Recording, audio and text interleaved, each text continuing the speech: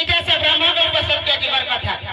ব্রহ্মকল্প সত্য যুগের আধার আইন আমার জন্ম হয়েছিল আর কৃষ্ণ দামোদরের উপরে জন্ম হয়েছিল।